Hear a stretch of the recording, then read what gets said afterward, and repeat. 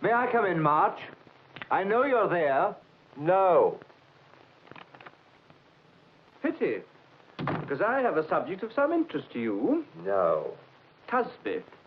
John Cusby of Cusby and Cusby is outside. He's been waiting almost half an hour. Well, I'm sorry, but I told Patty Wentworth I'd complete this bracelet for her. She's been waiting 12 years. It's her 12th birthday. Why am I being kept waiting so long? Colonel March, Mr. Cusby. Mr. Cusby has come to make a complaint. Well, you're in D3, often known as the Department of Queer Complaints. Are you implying, sir, that there's something strange about me? Well, shall we say rather about the subject of your complaint? You may judge for yourself. The man's a witch doctor. Splendid. My wife is under the malicious influence of a creature who has so dominated her will that with the aid of his evil powers, he will drive her to commit suicide. Mr. Cusby is referring to Dr. James Patton. Celebrated psychoanalyst. What he pretends to be has no interest to me. But if the police cannot stop him from influencing my wife, I promise you I'll kill him. Thank you, and good day.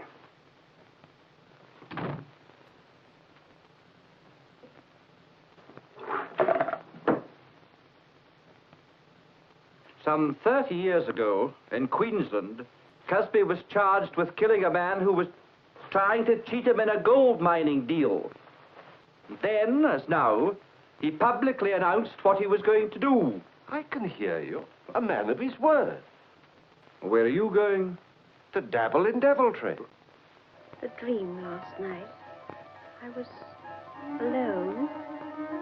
Yet there was someone. I wanted to remember.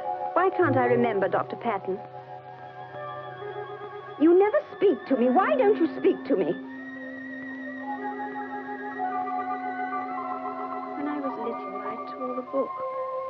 My father slapped me. It was an accident. I didn't mean to tear it. You're too fat. You're ugly. I can't stand to be with you. Go away. Go away. Your hour is up now, Mrs. Cusby.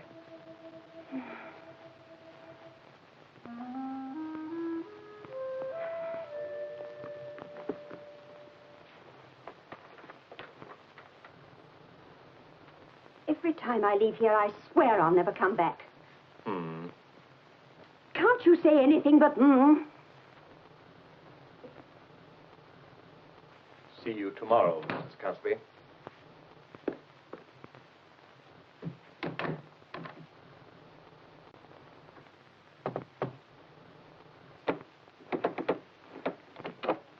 Come in, Dr. Hayes.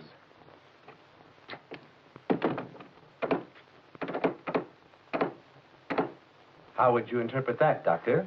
Very interesting. That's a technique I must master.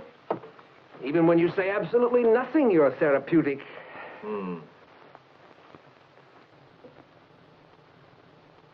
I was wearing my first pair of long gray pants. And the waterfall was making too much noise. And I could see the rims of my glasses because I was short. And her hair was too dark and too long. And I didn't want to go anyway. Only I...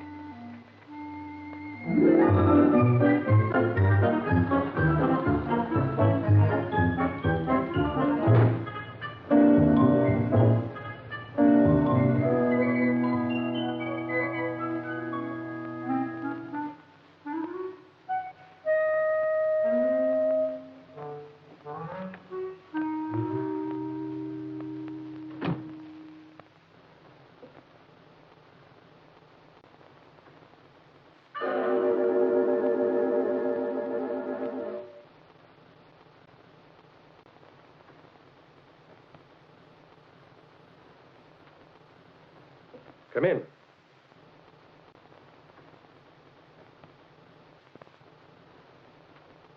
Oh, sit down.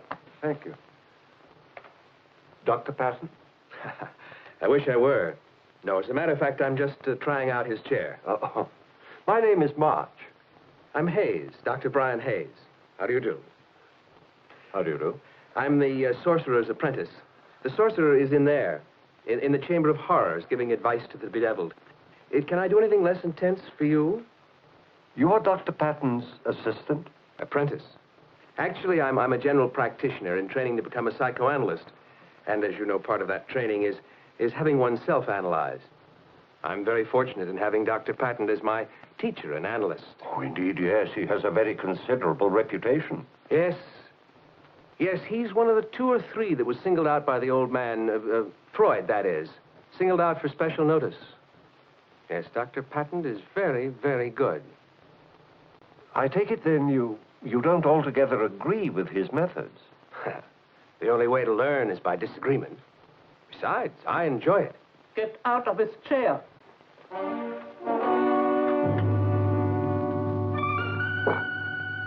Get up at once. Temper, Mrs. Patton, temper.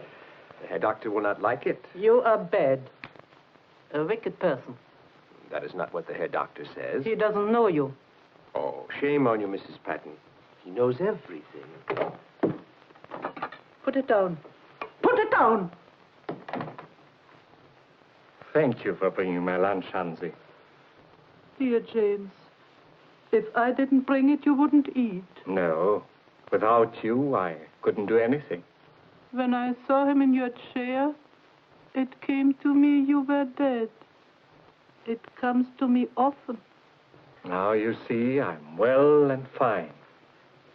And it seems to me I have done it.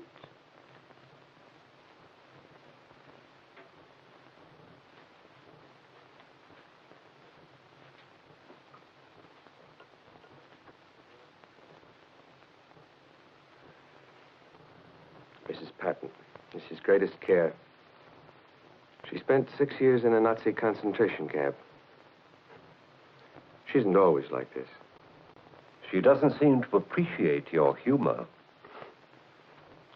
She dislikes all people who are associated with her husband because she hates her husband. Yet she brings him his lunch. Every day, to atone for her feeling of guilt. In that way, she compensates for hating him. I wonder if Dr. Patton would agree with your analysis. What husband understands his wife?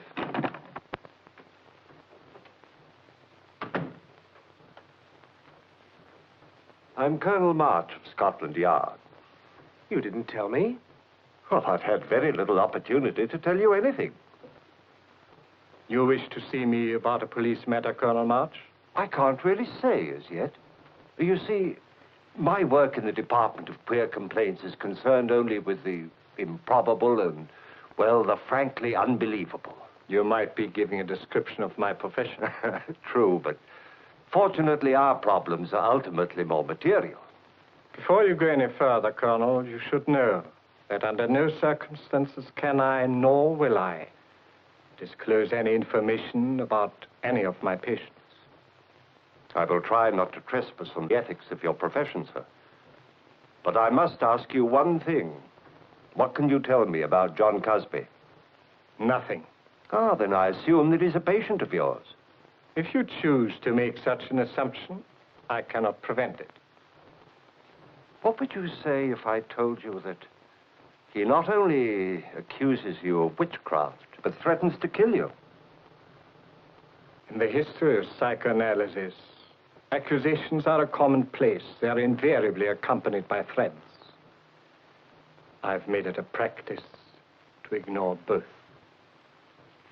You can't get blood out of a stone, Colonel. A very common misconception. Good day, gentlemen. A happy moment since I've been coming here. You hurt me. You want to hurt me. You're a monster. Hateful like my father. Evil. But you'll see. You'll be sorry. Someone else.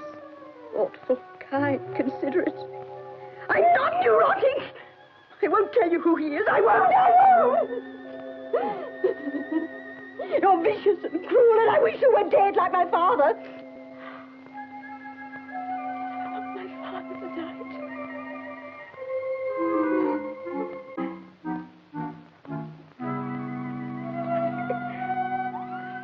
devil. Let's get out of here.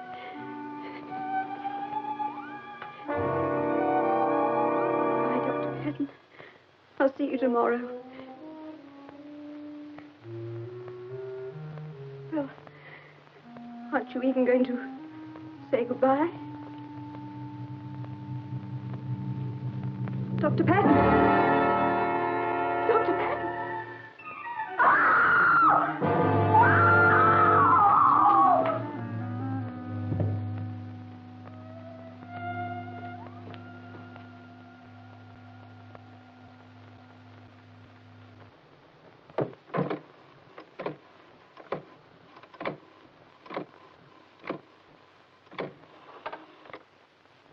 D3, please, quickly.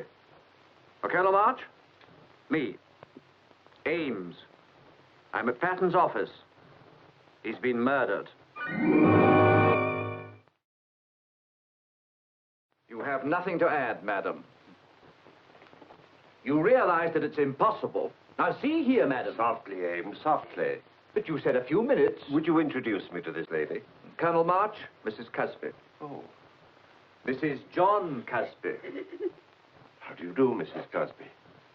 Can I do something for you? March, there's a dead man in there. Unhappily, he won't mind waiting. Some water, perhaps. Evelyn, what are they doing to you? John, he's dead. Dead? Who's dead? Someone, Mr. Casby, has murdered Dr. Patton. Good. It saved me the trouble. Let's get out of here. Not so fast. There are some questions I must ask you both. But can't you see she's upset? Another time. Mr. Casby, don't add obstruction of justice to your threat to kill Dr. Patton. No, he couldn't have. You can't think that... Let them go, Ames. In the proper custody, of course. But you haven't heard her story either. But you have, and you can tell it to me. Mr. Casby, you and your wife will remain available in your own home. You may go now.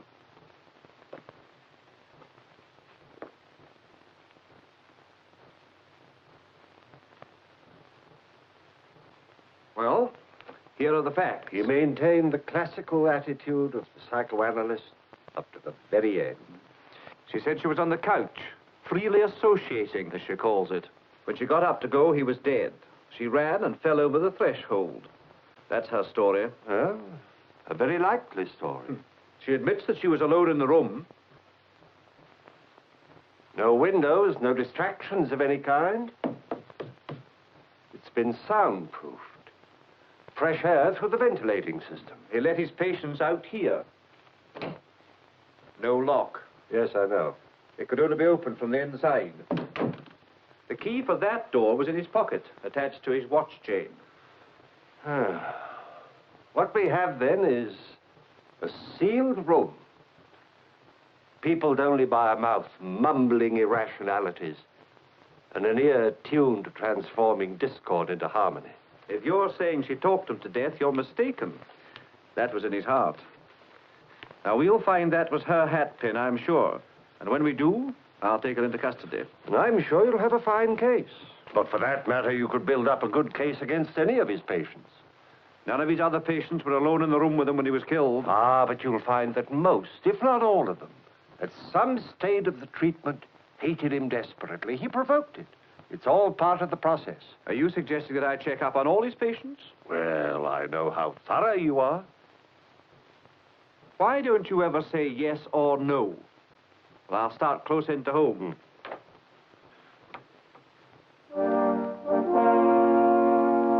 Mrs. Patton, I'm afraid we have bad news for you.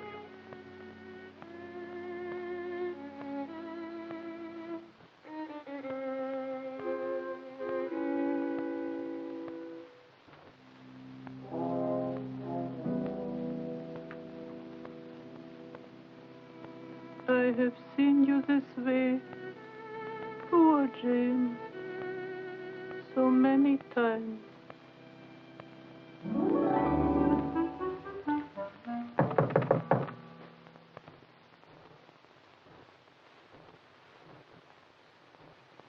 Come on, March. I can see your light. And I've got important news for you.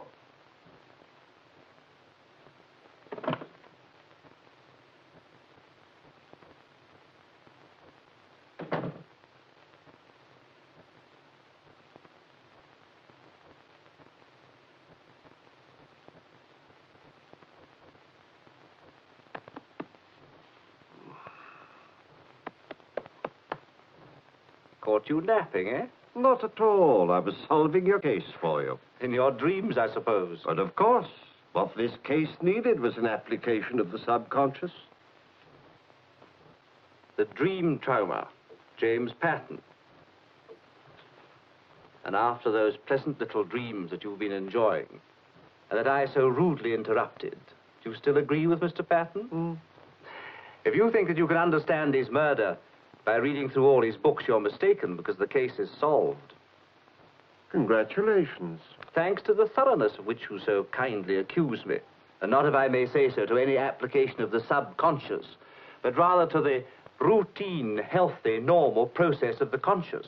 I followed up your suggestion and checked with his patients. You must have worked very fast. Yes, I did, but not fast enough. Mrs. Patton, when we left her today, went into their apartment and destroyed every note, every case history, everything that Patton had ever written. Really? Every word. Everything but this. How did you get that? My dear Ames, the great secret of our working so well together is that I do certain things that you, as a really first-class police officer... I'd rather not hear about that, thank you. But in any case, the pin that killed Patton was Mrs. Cusby's. And when I confronted her with it, she confessed. Confess? Yes. Well, then you have no alternative but to arrest her.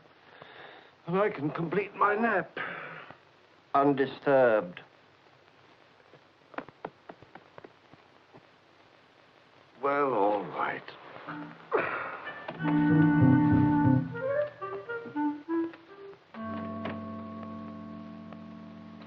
What are you doing? Here it is. Well, what is it? Guard it carefully, Ames. It's the key. A key I found in a book. Oh. It was very good of you to come, Mrs. Patton. There now, Mrs. Patton. Now, I know you want to help us to find the murderer of your husband. Makes no difference. The murderers always escape. Even if you catch and kill them, they escape. Like Adolf Hitler. He escaped. Do you know who murdered your husband, Mrs. Patton? Yes, I know. Who? Adolf Hitler. Yes, quiet. Now, Quiet. what you want my wife for? You have no right to... Will you right, please be Constable. seated? Very good, sir. Mr. Cusby, what brought you into the vicinity of this building while Dr. Patton was being killed? Are you accusing me of something? I know why you're here, but your wife doesn't. Shall I tell her? I followed you. I waited outside. I wanted to kill him. Since you started this analysis, I thought I'd lost you. You thought that Dr. Patton and I, that we... Mrs. Cusby, tell your husband why you went to a psychoanalyst. You always had so many things. So many more important things than I. Why, you knew I loved you. Did you kill him, Mr. Cusby? Dr. Hayes. I asked you to come because I think you can help us. I hope that I can. When I heard, I tried to call you and tell you how sorry I was. But you wouldn't speak to me. I will not speak to you. Ever. Mrs. Cusby, why did you confess to the murder of Dr. Patton? I thought that if I killed him, I would be relieved of my anxiety. I told you, March. Yes, Ames. But if you accept her confession, then you must also accept the fact that she's insane, because this murder is obviously the result of insanity. Now, Mrs. Patton, when you said that Adolf Hitler killed your husband, you meant someone like Adolf Hitler, someone with hallucinations, delusions of grandeur? I meant a lunatic. Then if we could find a lunatic in our midst... That's not so easily done. What you're describing is paranoia, which often manifests itself in ways not readily recognizable. We're often in the company of people who are psychically disturbed without ever being aware of it. Mrs. Cusby. Or Mr. Cusby. Yes. Take me, for example. You tell me how I got into the room to do it. Neither you nor anybody else entered this room. Oh. Well, perhaps I can explain.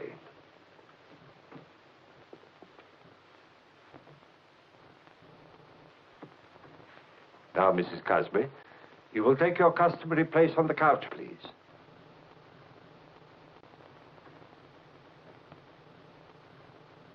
Sit down, all of you, please.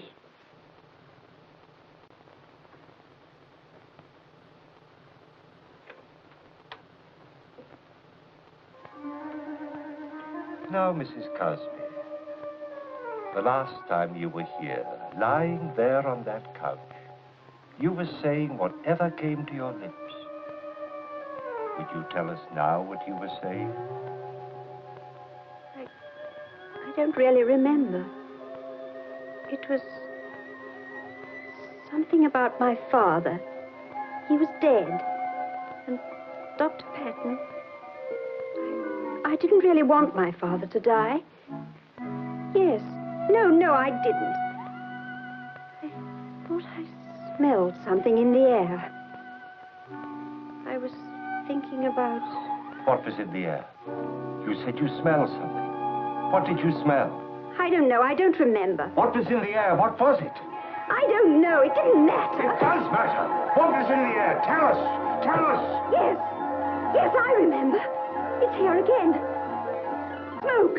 It's smoke. Fire. It's fire. Fire. Fire.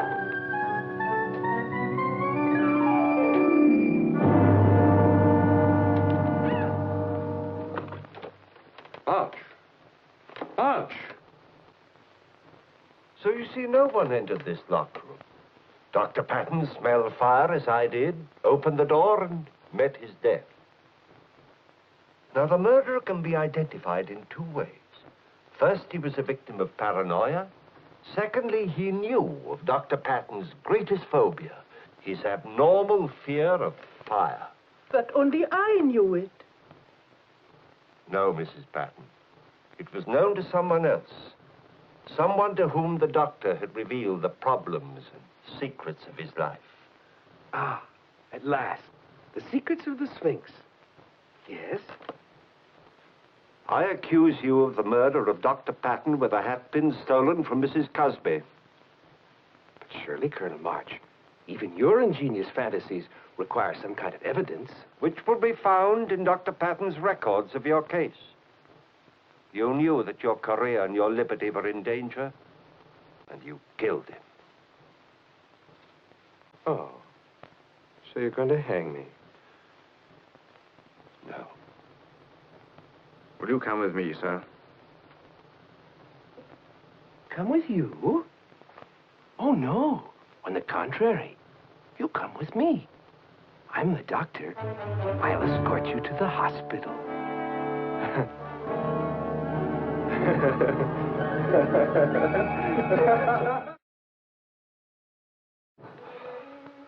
So you see, Mrs. Patton, they don't always escape.